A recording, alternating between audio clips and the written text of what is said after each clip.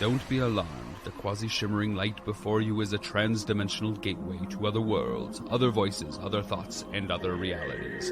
Up feels like down, and down feels like the number 7 on a Wednesday morning. Don't worry. That quivering, blood-boiling sensation under your eyebrows is all a part of the charm. Welcome to the PCC Multiverse. Once again, it is Melinda Barkhouse-Ross and me, Gerald Glassford, right here for you at the best of pop culture in 2022. Thanks so much for watching and listening. I still got plenty of stuff in the queue for the best of pop culture in 2022. Well, that means less Warhammer talk for you, if that's the case. Because, well, not lately with the Henry Cavill announcement. So there's been a lot of debate in this house over what and who Henry Cavill is going to play. Both Robbie and I kind of agree that he's definitely going to be playing the role of a Primarch. I can't imagine him, or even the Emperor himself. I don't know, but no, I don't see the Emperor. You don't think? You don't think? See, No. There's this. I just got to nerd out for just a second because there's there's a ton of lore. Like it would take you years and years and years to catch up on all of the Warhammer lore. Mm-hmm. But there's this one story, and it's animated right now, and it's on YouTube. You can find it. And it's this story about the last church on Earth. And it talks about this man who is part of the war. And he walks into this church. And the discussion that he has with the priest inside the church about faith and stuff like that is incredibly poignant. It's very, very deep, and it's an incredibly touching and very sad story. And my gosh, if I could get on a phone call with Henry Cavill, I would be like, bro, you need to start whatever series you're running, whatever version of Warhammer 40K, you have to start with that as the opening scene. That would be so powerful, and so many people would be hooked into it. That was one of the first things that Robbie showed me, and I was like, okay, Warhammer has some soul to it, so it's definitely worth looking up and reading into a little bit, because oh my gosh, it's so good. I'm going to send you the link after the show, Gerald, and maybe we can put it on our Facebook page. Absolutely. Yeah. Would love to. And then I will say, though, that I was watching one of the pop culture, I guess, really great streamers out there, or actually he creates his own videos, Emergency Awesome. I will give him a lot of credit. He went into Warhammer pretty in depth for a 12-minute video or thereabouts. Explained it a lot. One thing he does, he nerds out, but he does it in a way that he tries to explain it to a general audience, because he knows he's dealing with millions of viewers potentially each and every time that he goes ahead and puts out a video. So the way he explains it, as far as what possibilities they're in for Henry Cavill and Warhammer, I really think that the King is probably not one of them. King, I mean, I'm sure it'll be talked about, but I just don't think that for a starring role that the King would be the starring role. If he's going to be the star, if he's going to be the front man for this, he would have to play a different role than the King. That was from what I was seeing in that video and what I'm seeing as far as the feedback on that. I just don't think the role of the King would be right for him as the star of everything Warhammer. Yeah, there are a lot of people who are talking about them starting the series in the Horus Heresy and all of that kind of stuff. And it does make sense. And, I do still, and I know a lot of people are arguing against it, but I do think that he's going to play one of the Primarchs. I really do. Yeah, that I heard. But I just didn't. I'm saying as far as it's going to be one of the lead soldiers, the lead guard per se. And then I just don't think that when he would be taking up the role of the King, I just think that's too limited of a role. He would not be on screen enough for that, I think. Yeah, and that's why, because Robbie is so funny. He's gone so far into Henry Cavill's backstory. I know this is not what we're here to talk about today, but for some reason it's on my mind. I can't imagine why. But Robbie is almost willing to put $20 down on Tom Cruise playing the Emperor. I think that I would take that bet. I would take that. Yeah. Like that just Tom seems... does not do TV. Yeah, he's not. I mean, we just got Harrison Ford in a television series. My God, and it took him to 80 to get to that. Right, Okay. but if you watch any, he's still jumping out of airplanes to thank people for watching Top Gun Maverick, like he did the other day. Yeah, I saw that too. But I mean, like, if you watch the Tom Cruise interviews where he's talking about Henry Cavill doing the thing where he cocks his arms when he's getting ready to go into that fight, Tom Cruise is such a fanboy of Henry Cavill that I feel like he's going to do anything that Henry Cavill asks him. And I would not be surprised. It's the weirdest thing, but I really won't be surprised. Okay, fair enough. Sorry, I would nerd out about that for a second. I just don't think Amazon can, as you sent me, thank you for sending me that link, by the way. I just got it. Amazon cannot write enough zeros for Tom Cruise to play that role. That's just all I'm going to say. But I'm telling you, it's the Cavill connection. I think that he has worked with everybody that he would want involved in this project. I think he's finally worked with all of the correct people. And I think that he would do a cameo, but he would not do something long. I don't know. I feel like Henry Cavill is persuasive and charming enough to, talk some of these mega stars into doing an Amazon show. I really do. Well, we'll see what happens. But maybe I've had too much of Robbie's Kool-Aid. I don't know. I think you have. I think you've been drinking way too much of the Kool-Aid. But I also will say that's probably 2024 at the earliest, late 2024 at the earliest, before you see any signs of anything coming about as far as a trailer or even the start of the series itself. So let the anticipation begin, but it's going to take a while. I'll just say that right now. But it is, to me, not Obi-Wan Kenobi, the best Star Wars series for Disney Plus. Far and away the best series in the Star Wars realm on Disney Plus. You could say maybe the Mandalorian season 2, but Andor season 1 was compelling on a whole different level. We already know what's going to be the future for Andor, Cassian Andor, but the way this is being told, the birth of the rebellion, the way it was structured out, when Andor gets imprisoned, and we see a new side of what's going on as far as the building of the Death Star and the components that needed and how they were built in the prisons, and to see the compelling acting for not only Diego Luna, but just truly everyone involved with this show really did a great job. They lengthened it out, I think 2 episodes too many. They had 2 filler episodes, like I mentioned before, but outside of that, the cast is just exemplary. Stellan Skarsgård, he is just truly, truly good at this. Denise Go as the evil Dedra, she commands the screen. And I will tell you what, with one of the best, absolute best, Emmy-worthy performances, Andy Serkis. Gotta go ahead and consider him for an Emmy for his short stay, only 3 or 4 episodes, I think, in the series, but what he's in there is definitely worth it. And if you get a chance, please check this out. It is probably some of the best Star Wars of the last decade, at least. It's on my list of things to watch during that week between Christmas and New Year's where you don't wear pants and eat too many cookies. That's the time that I've designated to dedicating to this, because with everything that you've been saying about it, I really want to make sure that I'm giving it my full attention and I'm giving it all of the time that it sounds like it deserves. So I can't agree with you because I haven't seen it yet. But everything that I'm hearing about it, particularly from you, has me pretty excited to jump back into the Star Wars game. The only reason it doesn't get a 10 for me is because of 2 filler episodes. So it's like a 9+ for me as a whole. And that is really, really damn good.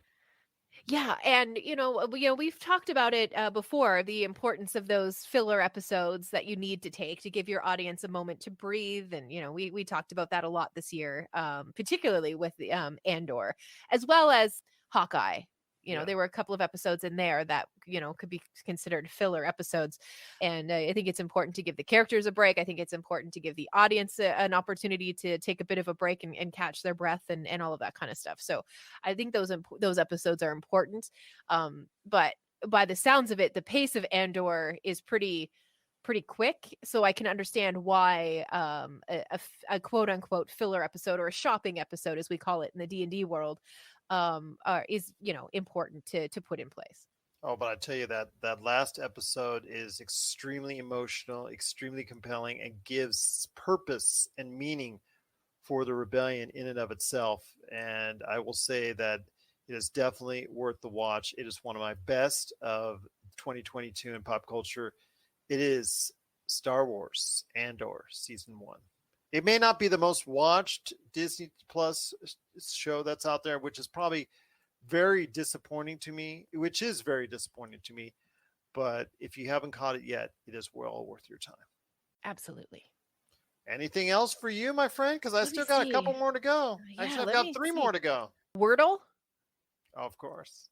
We couldn't do a year-end wrap-up without talking about the phenomenon of Wordle. Maverick, yep, that's definitely one to mention as well. Top Gun Maverick. Mm-hmm. And another song that I kind of glazed over and didn't put a check mark beside yet is We Don't Talk About Bruno. Yes, the rise of that, even though that technically came out last year. Yeah. Because Encanto came out last year, it actually gained so much in popularity this year. Wordle was so huge at the beginning part of this year. Everybody was playing it. We actually did an episode on the show. So if you get a chance, check it out. It's in the archives right there for you. Just type in Wordle on a search and you'll be able to see it for the Pop Culture Cosmos. We actually did it during the course of the show. We had a tremendous time doing it. So I was playing it religiously like everybody else for the couple months straight. So definitely enjoyed my time doing it. And Top Gun Maverick, how can you not talk 2022 without the success of Top Gun Maverick? What it did as far as the bringing this Top Gun IP back to life after so many decades, bring in such stellar format as far as being on the big screen, the IMAX, everybody's oohing and awing over it, a spectacle in and of itself, and obviously generating close to $1.5 billion, being the big hit of the summer, even beating out the Marvels and all the other movies that were out. Yeah, really got to say a lot about Tom Cruise and his drawing power. He even thanked everyone the other day by jumping out of an airplane, thanking everyone for that. So, you know, the guy's crazy, but he definitely, for everything that he puts into his movies, it's truly appreciated. You never know. One of his movies might be on my most anticipated of 2023, but we'll talk about that coming up here in another episode. But any more for you before I hit my top 3, I think? No, I mean, that pretty much checks all of my boxes. I mean, I have Rihanna had a baby this year. Okay. I'm very happy for her. I know that having I'm saying I know, like me and Rihanna are best friends, but you read a lot about Rihanna and her desire to have a family and all of that kind of stuff. So the pregnancy announcement was a pretty big deal, and all of the photos that we saw of her with the baby bump and all of that stuff, she just looked very happy and was glowing in all of that happiness. And then the birth of the baby, and I, on a personal level, am very happy for Rihanna, who I do not know at all, but I'm still thrilled for her. So that was a highlight for me of 2022. Okay, fair enough. But it leads into my top 3 for the best of pop culture for 2022. At number 3, we talked about a Star Wars television show being so good. How many years has it been since we had something in the Star Wars universe and something in the Star Trek universe be on many best of lists for 2022? There's not that many. But no, I don't know that it's ever happened that the two are on best of lists at the same time. Well, there will be this year, because not only is Star Wars Andor getting a lot of love, but Star Trek Strange New Worlds is also getting a lot of love. And this was an incredible series. One of the, like I said with Star Wars Andor, some of the best Star Wars material I've seen in probably since leading back to the original movies. Some of the best stuff there in the Star Wars universe, that and the Mandalorian season 2, which was last year. But outside of that, Star Wars has been all over the place as far as the kind of quality that it's had. Star Trek, the same thing, all over the place as far as the quality. In fact, something from the Star Trek universe may appear on my worst of list for 2022.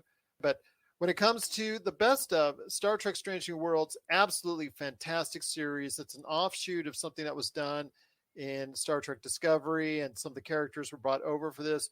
The characters in and of itself that interact, all of the entire crew interact so well with each other. They look like they're having a great time while doing this series, and it shows and reflects in every single episode. There's no filler episodes. It's all fun. It's all enjoyable to watch. They approached this in the way that the original series was approached, as far as a new adventure every week. And I think it worked. And I think it's created one of the best Star Trek pieces of media that's been out there since TNG. To me, that's truly the measure of a Star Trek series. I hope one day it gets the kind of love that folks are giving for Yellowstone and 1823 and some of these other shows, Halo. I wish they would give the Star Trek series a lot of love, and especially this one, Strange New World. So I'm hoping that it will get the millions of viewers that it deserves. So we'll see. Well, I mean, it's also kind of a par for the course when it comes to a new Trek series. When they're good, it can take a couple of seasons for people to really discover it. We saw that with The Next Generation. We saw that with Deep Space Nine, which in retrospect is so good. I think that the best is yet to come from Strange New Worlds. For the latest news and information, analysis and opinions on the Los Angeles Lakers and the NBA, check out the Lakers Fast Break podcast today on wherever you get your podcasts.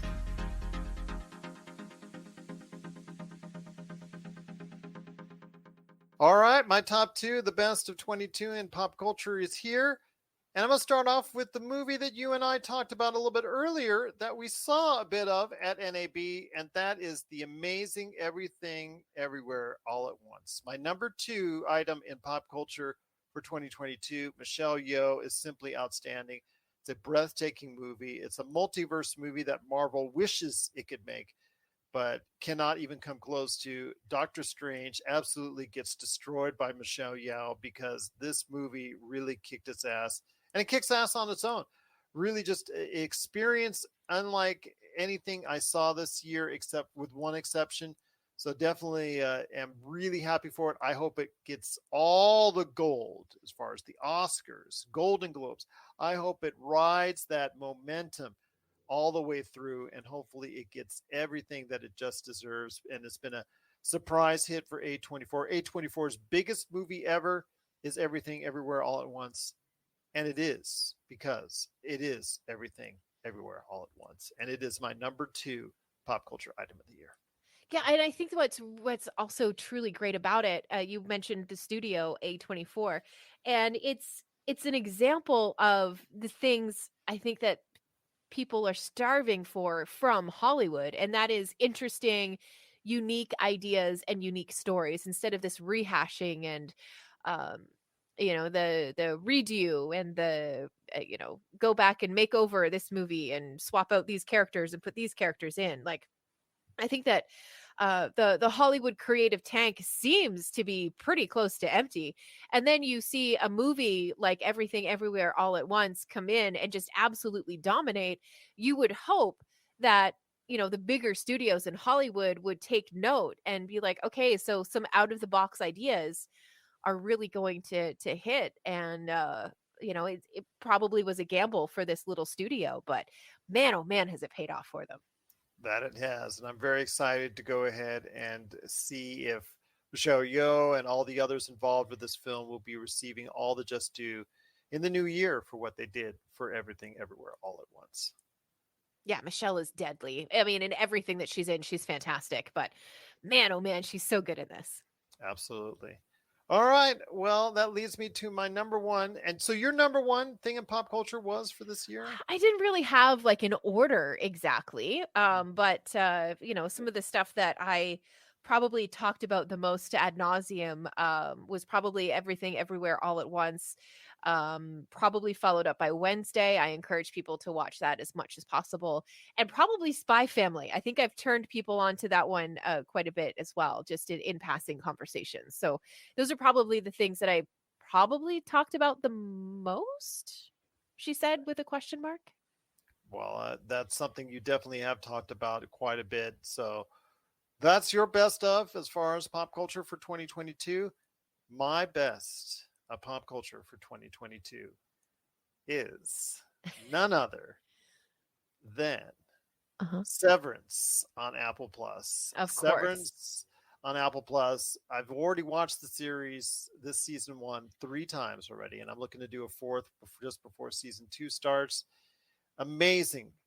From every single episode, the mystery deepens, the world that it gets into, the lives that they are outside of the workplace, and then once they go and transition themselves via the elevator and they get their mind switched and turned into something else when they're at work, and the different individual that they are down below at the workplace, when from what they come up as far as when it's just the complete dichotomy of everything that's going on, and just the way the company is interceding into all this and trying to control everything, and how human curiosity and some other just basic human traits are getting in the way of all this, and leading to a side of good. You see the mystery being broken down further and further and further by the innies that are trying to go ahead and escape the harshness of their world that they have,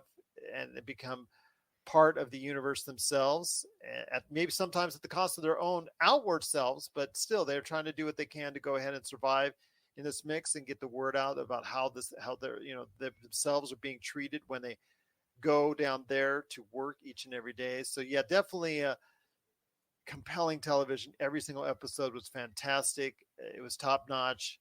Ben Stiller, as far as directing and guiding this crew, just Adam Scott did a tremendous job. And the compelling last words, which I will not utter right here because it is definitely a spoiler, if I do, leads you to one of those, no, you can't leave me on this hook type deals. So it definitely leaves you on a cliffhanger.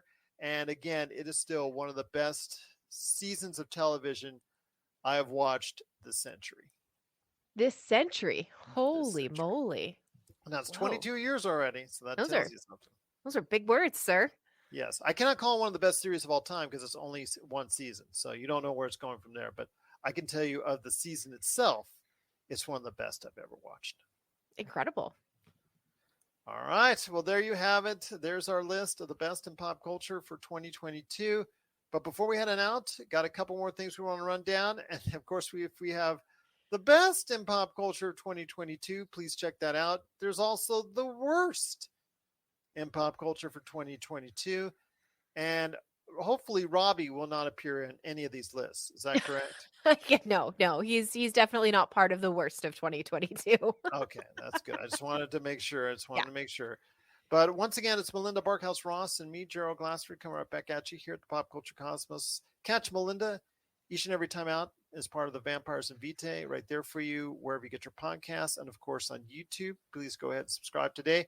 Or Wild Beyond the Witchlight, part of the Wizards and Wine Emporium, right there for you on YouTube as well. But my friend, with every beautiful shiny rose that there is in the world of pop culture, or in the garden of pop culture, there are some thorns and also just some outright smelly poops that are just littered along the road of pop culture. So we must identify the poops like we identify the roses. So what did not pass the smell test for you in 2022?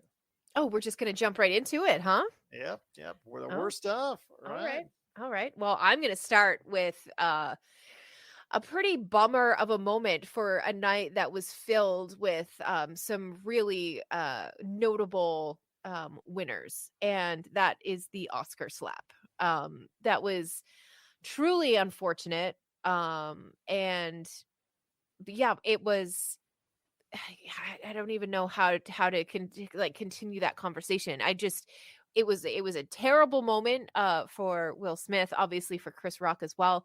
And I think that it's going to be really tough for Will Smith to come back into people's good graces again. I think a lot of people took it weirdly personal And yeah, I know that he spent a lot of time away, and I'm just now starting to see like rumblings of Will Smith again, all of these months later. But that Oscar slap is absolutely I on think the that top pretty of much my. killed any chance Emancipation had, no matter how good a movie it is. I think Yeah. for any Oscar or any award consideration, people just do not want to go ahead and consider that movie at all. Yeah, and that's what I mean. Like it's so unfortunate, and so unfair. And yeah, I don't know how Will Smith is going to come back from this one. It's going to take an awful lot of, I really think he tough. will. I really think he will. I think it's going Time. to take a lot of really tough PR people to start to bring him back and to rebuild the Will Smith brand. I honestly do. I think it will happen. It's going to take time. You're right, Hmm. but I think it will happen. Well, I hope so. I hope that a singular, truly terrible moment isn't going to completely ruin this man's multiple decade long career. Yeah, I agree with you. I agree with you on that. It was a very unfortunate incident, but I understand the emotions that were involved, but you got to hold it in check. You got to realize where you are. You got to Yeah. realize you're one of the fun. You got to realize you're in front of one of the largest television audiences of the year, and you really have got to go ahead and just, no matter how mad you are, no matter how much you want to defend your wife, which is very admirable as far as that part of it, you gotta go ahead and say to yourself, what am I doing? Can I talk to you off screen, Chris? Can I really just do something? Just don't go that route in front of a live audience, such as large as the Oscars. So yeah, just truly unfortunate. Yeah, and the hollering from his seat and all of that stuff. It was just all around bad. It was there was a lot of things that were incredibly wrong with it, and yeah, unfortunately, really great movies and really great moments are suffering because of it. That's too bad. So that is on your worst stuff list. One of the Hmm. first things on my list is something that just barely made the cut, which was, disappointing. And I'll call it one of the most disappointing of 2022. And you already see a little bit of in the background as far as one of my standees, and that's Uncharted, the movie with Tom Holland. I actually had a lot of low expectations riding into this because I didn't think he would. I think this was an ego play for him. I thought I don't know how this happened, but you might have been playing the game one day and say, "Oh, this would be great." I know this has been in development hell forever as far as an Uncharted movie. I think I'll go ahead and see what I can spice up. And he has Sony's ear because he's just made billions of dollars for them as Spider-Man. So I'm going to go ahead and see what I can do to spice up the Uncharted IP. And as welcome as glad as I am to see the Uncharted IP, in a format that I thought it should have been a long time ago. I just don't think he's a good fit as Nathan Drake. I really thought that was a bad choice to put him in that role. I also thought that Mark Wahlberg, who would have been a better choice and was actually a choice, at one time assigned to the role of Nathan Drake as Sully, he does not do it for me as well. I just thought it was a miscasting on both their parts. But again, the movie itself was just standard fare, just standard generic, run of the mill stuff. Did not capture the charm of what makes Uncharted so special for me, and unfortunately was one of the most disappointing ventures. Although, again, I saw this coming a mile away from the trailers, from the look and the feel of it. I really did not think I was going to like it, and unfortunately, I didn't. But that's pretty much what it came down to.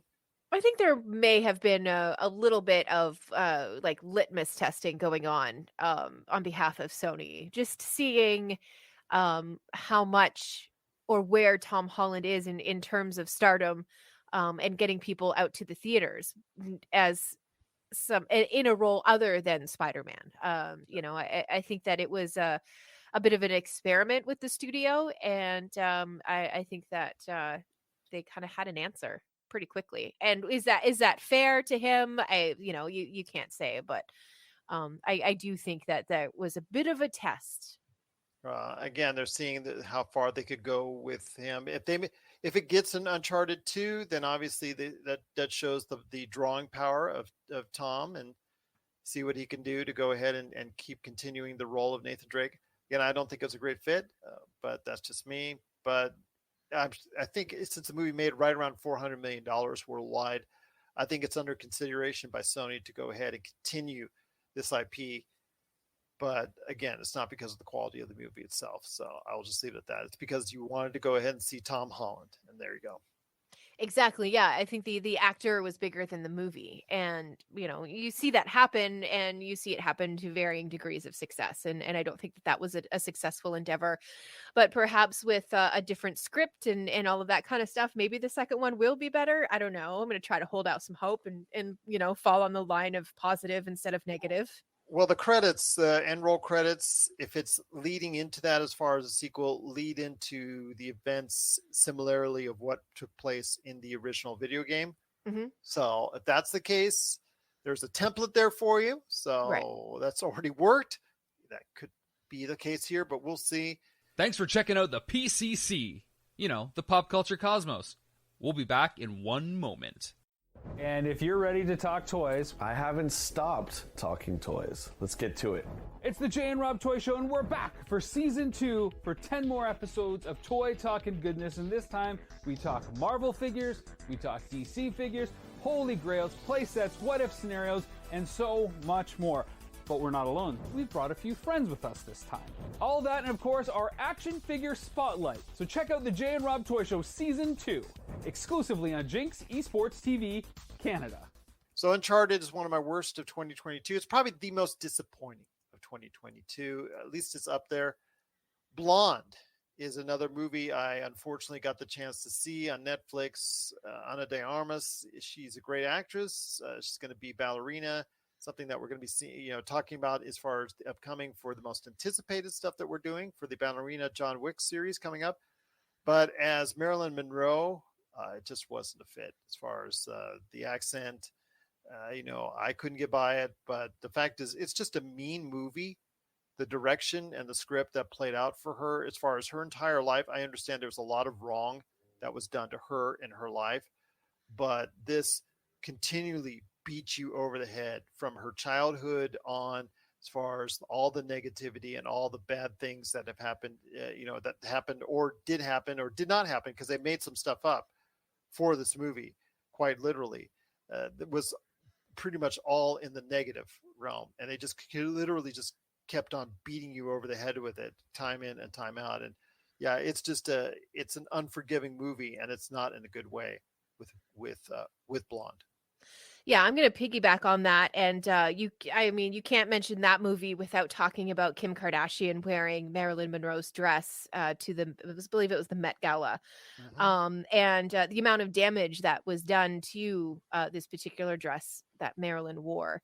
I believe that Kim did this leading up to the series. I feel like it was publicity both for the film as well as, let's face it, the Kardashians. So that moment, it just, I don't, and let me be clear, I don't have any kind of attachment to Marilyn Monroe. I think that she's an incredibly tragic character, and I think the things that happened to her were abhorrent. And I don't know why it was so upsetting to me. I don't know if it was upsetting to me because I don't appreciate the Kardashians, and I know a lot of people do. I don't know what it was, but it just didn't sit right with me, her wearing Marilyn's dress. I don't know what it was. I can't quite put my finger on it. Yeah, I won't go there. I'll let yeah. you. Yeah. But you know what I mean, right? Yes. Like I believe me, I know what you mean, but I've just an rather iconic dress from an iconic moment in American history. Yeah, I don't want to get anything started on my end if I'm saying so. I think I'll just go ahead and I'll just stay mum on the You're just going to abstain, yeah. Yeah. But that was a worst moment for me of 2022. A little bit more to go for me. I'm going to go with The Lost City. The movie that came out earlier this year with Sandra Bullock, Channing Tatum, and a guest appearance by Brad Pitt. This movie was corny. This movie really did nothing for me and was pretty much 2.5 hours of waste of my time. Before I go into another Star Trek, Star Wars thing, hey, you have anything for me for the worst of 2022? I sure do. The unfortunate situation that surrounded Canadian news icon Lisa LaFlamme. She was let go by the company that I formerly worked for, and a lot of, so I watched her video about what happened. She wasn't given the opportunity to kind of sign off on air, which is bad form. And a lot of rumors started to circulate, in particular among broadcasters, about the possible reasons why she could have been let go. And a lot of it really did circle around, unfortunately so, her allowing her gray hair to grow out, and she stopped dyeing it during COVID, as a lot of people did. Yeah. But apparently the person at the helm overseeing the news division of Bell Media at the time, because I don't think he's there anymore, really didn't like it, didn't think it was a good look. And it's really too bad, because Lisa LaFlamme was one of those broadcasters when I was in broadcasting who, I was like, the world is going to be okay because Lisa LaFlamme exists and she's covering the news. She was that kind of broadcaster to a lot of Canadians. And the way that they played Lisa LaFlamme, to use a colloquialism, they did her dirty. And it was really unfortunate to see such a huge presence in Canadian news and media being taken out like that. It's so much so that a rival company actually hired her as a special correspondent and sent her over to England to cover some of the things that happened in Britain this year. So hopefully it's not the last that we're ever going to see of Lisa LaFlamme. I hope that she's doing well. I don't know. I don't have a personal contact for her, but it was such a gross moment for me in 2022. Definitely falls onto my worst list. Well, that comes to some of my worst list of 2022. I'm almost at the top, but not quite there yet. But I do have to get by these two. It is another Star Wars, Star Trek grouping, as we did in the best of 2022. Star Trek Picard season 2 was absolutely awful. I don't know what they were doing. Something about doing something in Los Angeles, and then going back in time to our age. Okay, if you wanted to save some money, and that's what you wanted to do something else, because we've seen so many times Star Trek universe go back into time, into the modern age. We've seen that done ad nauseum, and just the way that it was done here was just truly disjointed. A lot of stuff in there did not hit. It just really boring, to be quite honest with you.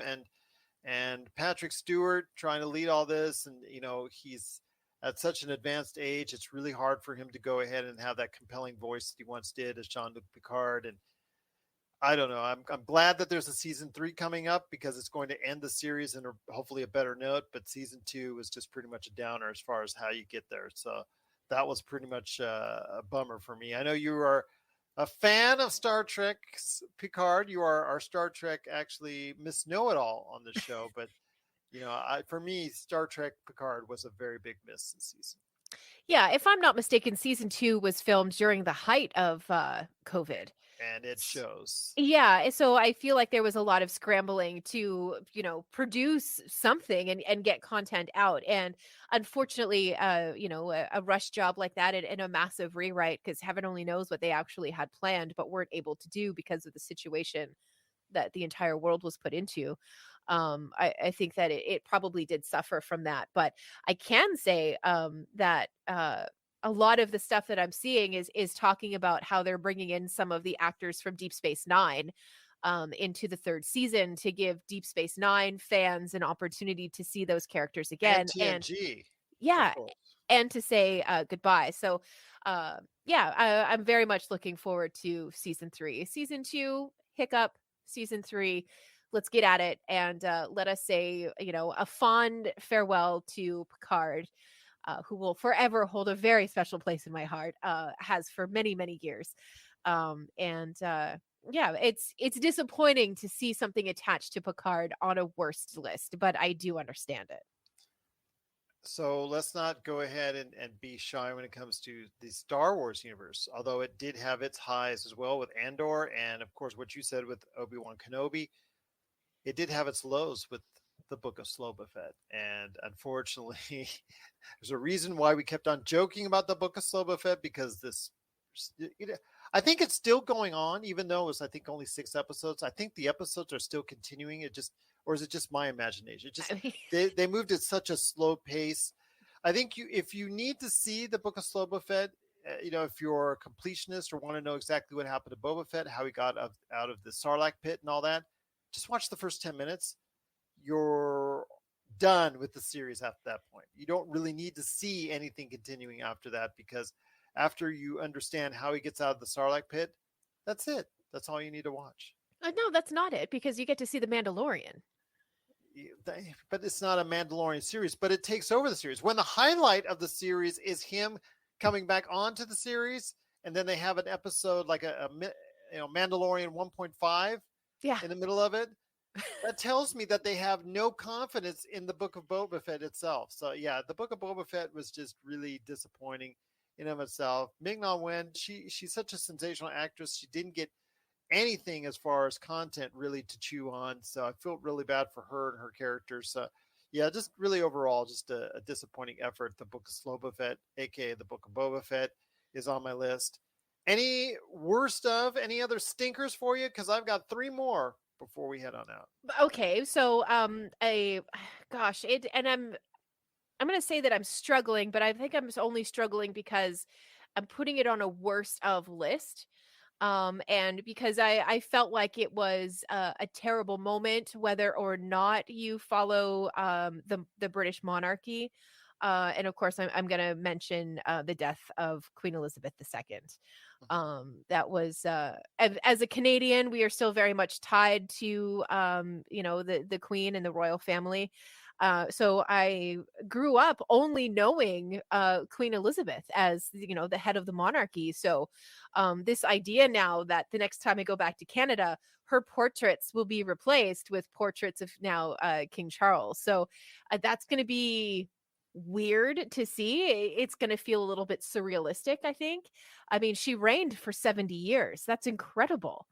And wherever you stand on the monarchy, you do have to remember that now there's a family without their matriarch, and anytime that happens, it's unfortunate. And I just that I'm not going to say it deeply impacted me, but I certainly felt it during those days between the announcement of her death and then her funeral and all of that kind of stuff. It was a pretty sad, little while. And, you have to think of now the British royal family sitting down about to do, their first Christmas without the Queen in a very long time. And some of the things that Britain is now facing, they're going to be doing it without that steadfast, consistent and constant leadership of the Queen. So that does put a bit of a cloud over 2022 for me, and that's why I put that on the worst list. I thought it was a very sad moment for us in 2022.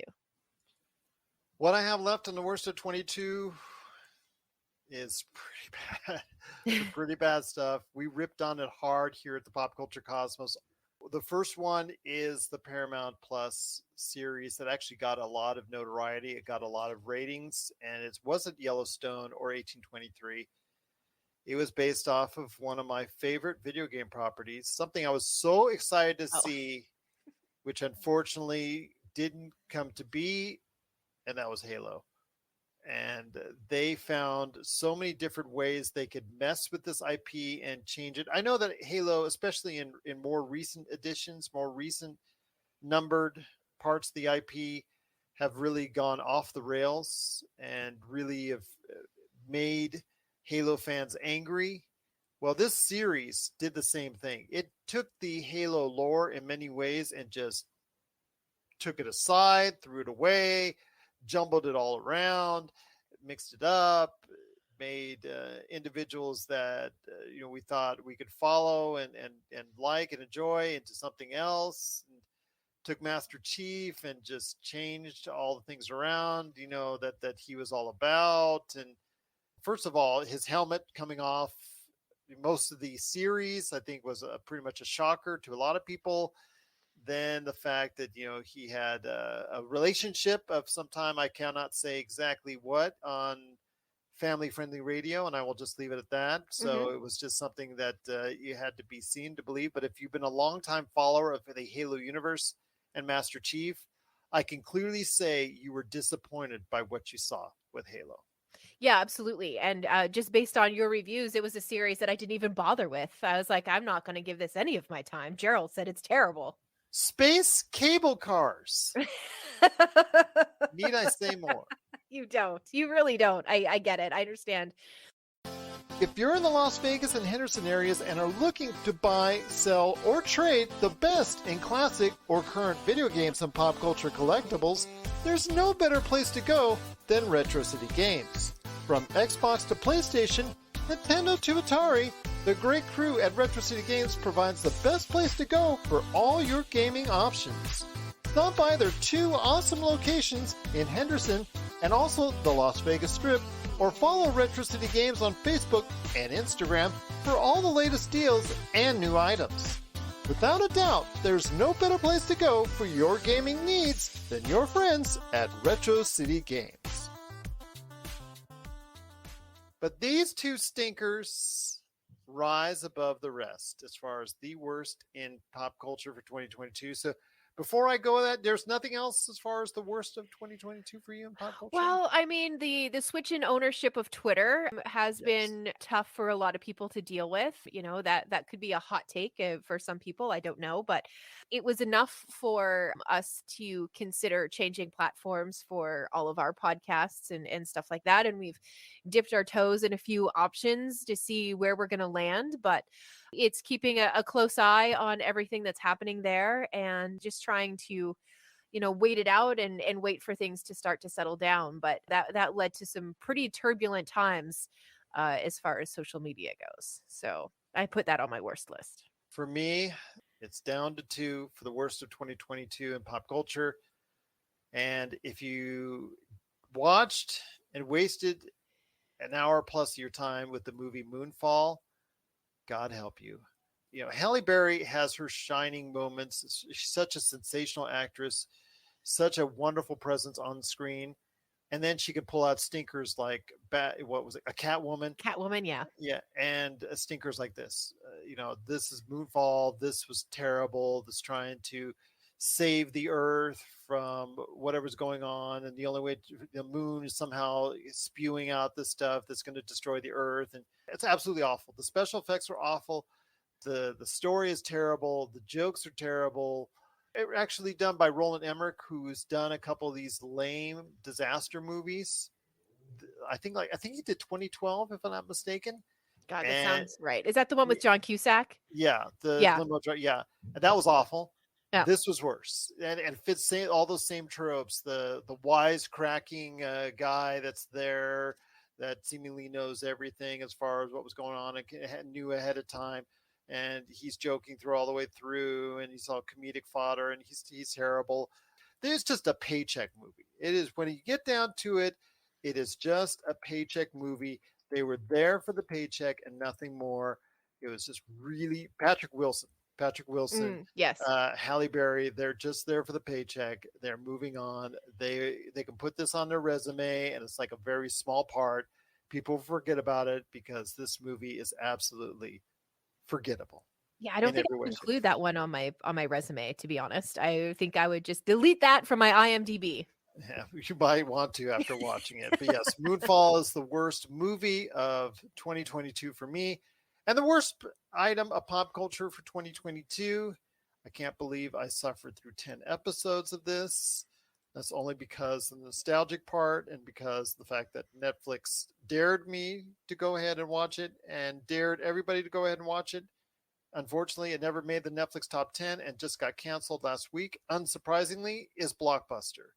This was their vanity plate for everything they went through as a company, as far as once offering themselves at the feet of Blockbuster to please buy them out of their misery for a paltry 20 or 25 million or whatever. They refused. We all know what happened then. They became a powerhouse. Blockbuster went out of business, and it's based off primarily the one last remaining Blockbuster store that's out there. Although they based it in Michigan, it's actually real life in Oregon, I believe, if I'm not mistaken. And yeah, this was just terrible. Randall Park, it was seemingly sleepwalking throughout the entire thing. And the whole cast of characters that's there is really bad. some of the people and some of the minds behind the great series that I absolutely love, Superstore, was also behind this as well, and it deserved a death. This was just something like, again, that was a vanity for Netflix to go ahead and do, because we win, so we're going to go ahead and make a show about it. Oh, that's too bad it didn't get watched by a lot of people. We'll just cancel it. Oh, we feel so terrible about that. No, you don't. You enjoyed doing it in the first place to show Blockbuster up, and you enjoyed it even more when you had to cancel it because you knew this was a piece of trash. Wow, Gerald, that almost sounds, what's the word I'm looking for? Nope, it's gone. Sorry, I lost the word. Yeah, goodbye. I'll think of you about 12:30 tonight, and I'll text it to you. But it is unfortunate, and it all kind of smacks of bad form. Mm-hmm. Obviously some bad decisions actually led to the downfall of Blockbuster and nobody paying their late fees. It would be like if, for example, GM took over and absorbed Ford, and then Ford became, the big deal. And they decided to produce a car and call it the General Motors car. But all it did was, and there's going to be people out there laughing, but all it's going to do is break down. It's going to suck all of the gas. It's going to not be good for becoming an electric vehicle. Even if they do have an electric version, there's going to be some kind of problem with it. It just kind of feels like that same thing where it's not enough that you are now the dominant force in the playing field, but to go ahead and show the demise of a one-time opponent or a foe or a hopeful ally just feels you know what I mean? It just it feels tacky. It is, and this whole show has a stench to it. Yeah, and what it wanted to try to do the possible romance and all that stuff that went on. It's just formulaic. We've seen it all before in 100 sitcoms before that, 1,000 sitcoms before that. And it just wasn't done well. And again, they were just going through the motions. The jokes did not hit at any stretch. It was not funny in the slightest. It's not amusing in the slightest. It looks like they used just one sound stage to build the entire ball that everything is taking place at. And they didn't go to any lengths to really make this anything special for any viewers out there for Netflix. So, Netflix viewers said, we don't want this trash. And they rightly so. You put out trash, they're not going to watch it. And I understand this. Again, this is like a vanity plate on the back of the vehicle known as Netflix. But unfortunately, it doesn't mean that we have to watch it either. Yeah, very, very true. And it was just bad form, Netflix. Bad form. Bad form indeed. But before we head on out, my friend, there is the most anticipated, because we've talked about the best of 2022 in pop culture. We've talked about the worst of 2022 in pop culture. What is the most anticipated things that you want to see or talk about or actually see more of or actually finally get to see or interact with in 2022? Oh my goodness, there are so many things. I am very excited, obviously, about Diablo 4. There have been talks of, did you want to pre-order that? And I can give you the receipt as a gift at Christmas. There's been, conversations like that around the house. So I'm very much looking forward to that. May actually take the week that it releases off work so I can just hang out at the house and just play video games and eat junk food, and it's going to be glorious, and I can't wait. Also super excited for the next John Wick installment, and along with that, even though I'm not so sure that it's coming out in 2022, but I could be wrong, is the John Wick series, which is going to further expand the John Wick universe. Yeah, called Ballerina, which we saw in John Wick 3, right? Yes. When he goes and excommunicado and all of that stuff. So I'm very interested to find out how the ballerinas play into the world of John Wick. I think that's going to be really interesting.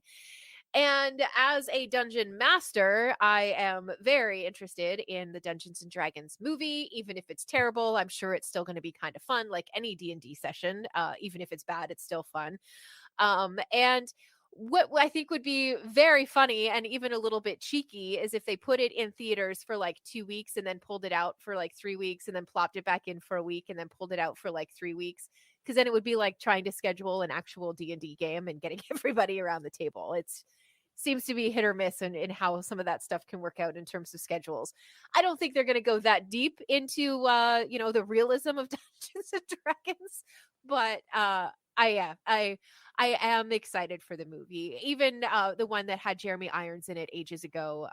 It's a terrible movie, but there's something about the movie that is charming and fun to watch. And maybe it's just that it's so bad that it's fun to watch. That could be it. Those are probably the top 3 things that I'm looking forward to the most out of 2023 so far, anyway. Well, there's a little bit for me that I'm looking forward to, no doubt. Obviously, I'm looking forward to seeing Tom Cruise light up the screen again in Mission Impossible: Dead Reckoning Part 1. This is the first part of the closure of the Mission Impossible series, so I'm definitely looking forward to that. More running from Tom Cruise. What are the odds? Hooray! Guy likes to jog. Jog indeed, but he's doing a full sprint if you saw the video as far as the trailer upcoming for it. So definitely looking forward to that. Also as well, Indiana Jones, one last time, Indiana Jones 5 and the Dial of Destiny. Just really looking forward to this one, although this won't be directed by Steven Spielberg. This is at least you could say this is directed by James Mangold, who did Logan, who did a great job ending at that time what we thought would be the end of Wolverine. He did a great job with that. It's going to probably have some emotions, but it's almost a guaranteed shoe-in to be good because it's an odd number Indiana Jones movie. Right. And in the Indiana Jones pantheon, the odd numbers are where it's at. Yes, absolutely. Yes. So definitely looking forward to that. Seeing how that comes around. Oppenheimer, I know that's gotten a lot of news lately. I think that's something we both are thinking about seeing. I know Josh and I were intrigued by it as well when we got to see the trailer. A lot of big names attached to it. Christopher Nolan, who does Christopher Nolan things, I think, when it comes to the way he wants to present his movies on screen and how little disdain he has for streaming ventures and how it's distributed as far as that's concerned. So definitely looking forward to seeing Oppenheimer on the big screen as he intended it to be when it comes out. Barbie, I know you said some things about that as well, correct? I mean, the teaser trailers that are out now that show Margot Robbie as a 20-foot tall Barbie, it's certainly attention grabbing. Yeah. So I don't know that that'll necessarily be a theater flick for me, but it's definitely I suppose it is on my list. Let me add that one here. Just hang on a second. Okay, Barbie. Fair enough. But I can tell you one that you are going to add to your list. That was one of the best things in pop culture for 2021. Oh. And that is Dune Part 2. Yes, that's right. That comes out this year. Yes. So Dune Part 2 in 2023. Denis Villeneuve's envisioning of the Dune series finally being able and being allowed to take place over the course of 2 instead of crammed into one movie. So we're going to see what takes place here. I'm very excited for it. Yes, I know what happens, but that's not the point. It's his envisioning of it has re-sparked my interest in the Dune series. So I am looking forward to it. And it's led even to HBO's Dune: The Sisterhood. I think that's coming up as a series. So I am excited to go ahead and see what's coming up for Dune Volume 2 when that comes up in November. And I know there's the Marvels. I know there's Ant-Man and the Wasp, Quantumania. I know there's a lot of great things that are coming up as well for the movie slate this upcoming year. Aquaman 2, Flashpoint. There's a ton of stuff that's coming out. Scream 6. I know there's a whole bunch of things. And of course, we're going to talk about it each and every week right here at the Pop Culture Cosmos. But my friend, 2022 has been a pretty good year for pop culture. Any last thoughts before we head on out? Yes. If you are like me and you've been dragging your feet about getting back to the theater to see some movies, I think it might be time for us all to give it a shot, to give it a go. And if you can, if there's an independent movie house in your neighborhood, in your city, give that a shot. Not that the big movie theater chains aren't suffering, because they are, but in particular, those smaller theaters, give them some of your time. And yeah, we're just going to continue to keep watching, and we will keep you posted on what we think is terrible and what we think is great, even when you didn't ask for it. Yeah, absolutely. As only we can. Yeah, right. Right here at the Pop Culture Cosmos. So from Melinda Barkhouse-Ross, this is Gerald Glassford. It's another beautiful day right here in the Pop Culture Cosmos. and the PCC Multiverse. We thank you so much for listening. And here's hoping you have yourself a great day.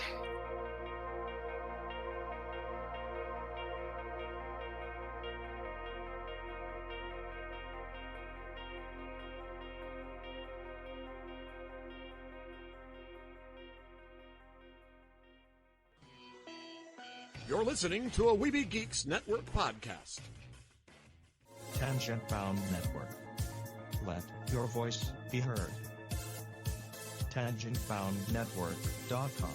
Thanks so much for downloading the Pop Culture Cosmos, and stay tuned as more great podcasts are on the way. Thanks again for listening to us here at the Pop Culture Cosmos.